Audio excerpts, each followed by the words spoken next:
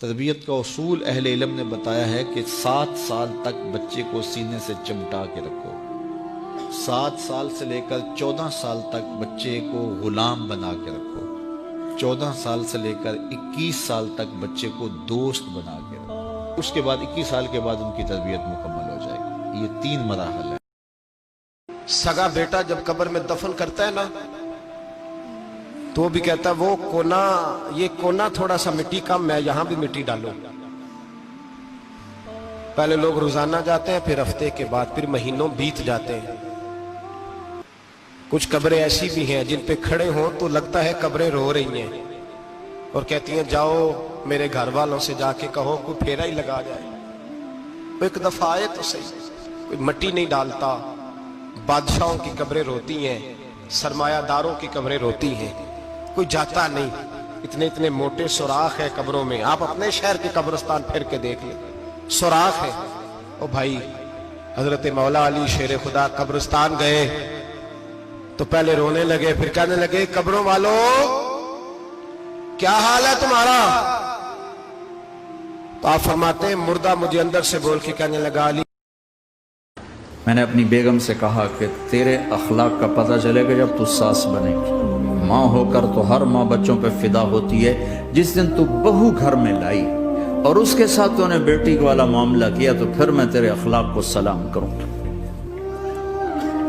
اور میں اللہ کا شکر ادا کرتے ہوئے کہہ رہا ہوں کہ اس نے اس کو تیسری بیٹی بنا، میری 2 بیٹے اس کو تیسری بیٹی بنا۔ اور میں نے اسے سمجھایا کہ دیکھو میرا اور تیرا یوسف کی بیوی پر کوئی حق نہیں، میرے بڑے بیٹے کا نام، میں کہا تیرا اور میرا آنے والی پر کوئی حق نہیں ہے۔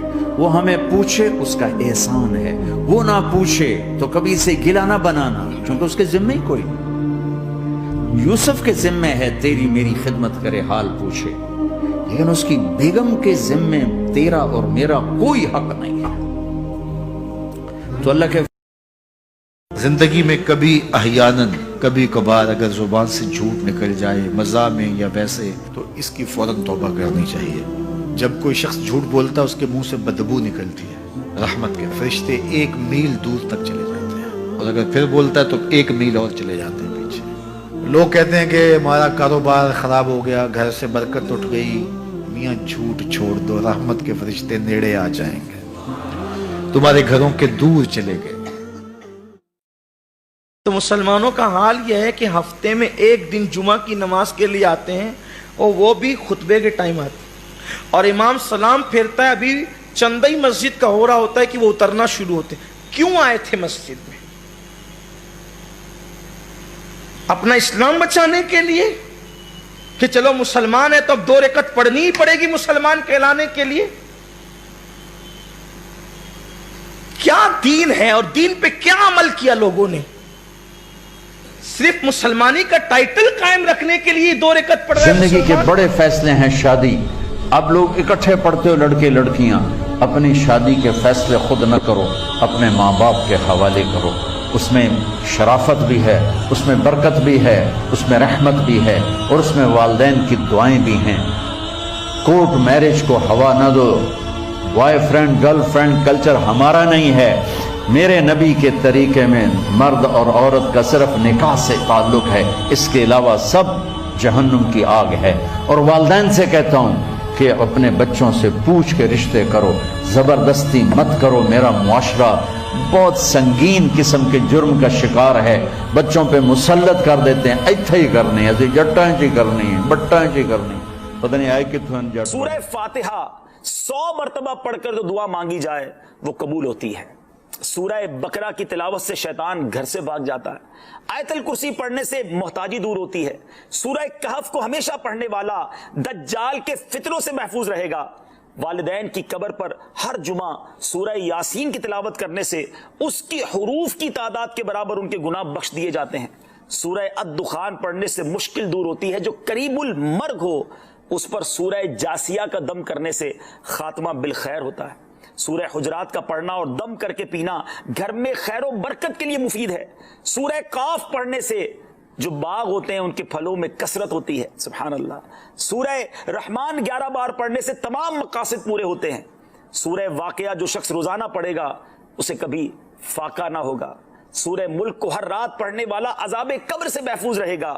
سورہ مزمل.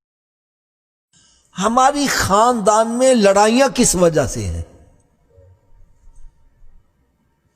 آپ میرے گھر آئے، میں نے آپ کو کھانا کھلایا، اب میں توقع رکھتا ہوں کہ میں آپ کے گھر جاؤں گا، آپ مجھے چرگا مرغا بھی کھلاؤ گے. نہیں کھلاؤ گے تو لڑائی شروع. دیکھو جی، یہ میرے گھر آئے، میں نے ان کو کھانا کھلایا اور میں نے ان کے گھر گیا، انہوں نے پانی نہیں پوچھا، لڑائی شروع ہو گئی. تو سوچنے والی بات یہ ہے، اگر آپ نے کسی کو کھانا کھلا دیا ہے، کیا کھلائے؟ کھانا کھلائے، اس کا اجر بندے سے لینا ہے یا رب سے لینا ہے؟ تو اگر رب سے اجر لینا ہے تو پھر بندے سے لڑائی تو ختم ہو گئی. آج ہماری جتنی وہ وقت لڑائیاں یاد ہیں، کر جب تو قبر سے اٹھایا جائے گا، اس وقت کفن بھی چھین لیا جائے گا. اب سب کو چھین لیا گیا، دولت، بینک بیلنس، تیری جائیدادیں، پلازے، گاڑیاں، گھر، کوٹھیاں، بنگلے، سب کو یہیں رہ گیا. صرف ایک چادر کفن کے لے کے جا رہا ہے. لیکن جب قبر سے اٹھایا جائے گا، یہ کفن کی چادر بھی رہ جائے گی، برہنہ اٹھایا جائے گا. اللہ اکبر. نہ پاؤں میں جوتے، نہ سر پہ پگڑی، نہ بدن پہ کپڑا، برہنہ اٹھایا جائے گا.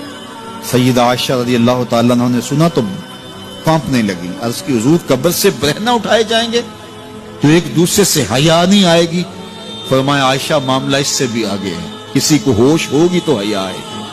ہوش اڑے ہوئے ہوں گے، خوف قیامت طاری. کہ جنازے میں نہیں آئی، تو نے شور کی فرما برداری کی. فرمایا تیری اس فرما برداری کی وجہ سے اللہ نے تیرے باپ کو بخش دیا ہے کہ تو نے شور کی فرما برداری کی.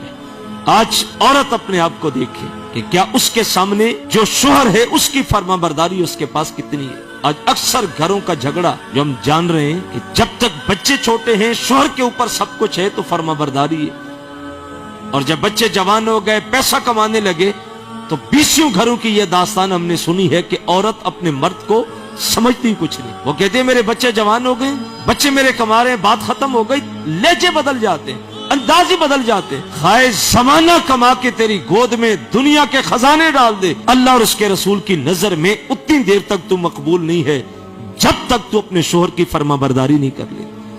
اس ویڈیو کو شیئر ضرور کیجئے. ہو سکتا ہے آپ کے ایک شیئر سے یہ بات کسی کے کو دیکھ کر الجھتا ہے اور یہ پریشان ہو جاتا ہے کہ اس کو اتنی دولت کہاں سے مل گئی.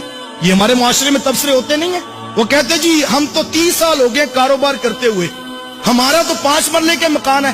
یہ کل کا نوجوان مارکیٹ میں آیا ہے تو اس نے کیسے ڈیفنس میں پلاٹ لے کر گھر بنا لیا.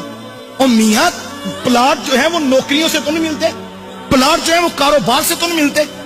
پلاٹ تو بندہ 120 دن کا ماں کے پیٹ میں ہوتا ہے، ایک فرشتہ آتا ہے اس کے حصے کے سارے پلاٹ لکھ کے چلا جاتا ہے. تو جس رب نے لکھے ہیں اس نے تو عطا کرنے ہیں. تو کسی کا سفر 50 سال میں، کسی کا 60 سال میں، کسی کا 30 سال میں. ہم الجھ جاتے ہیں. کاش کہ ہم اس پر غور کریں کہ یہ کتنا بڑا مرض ہے.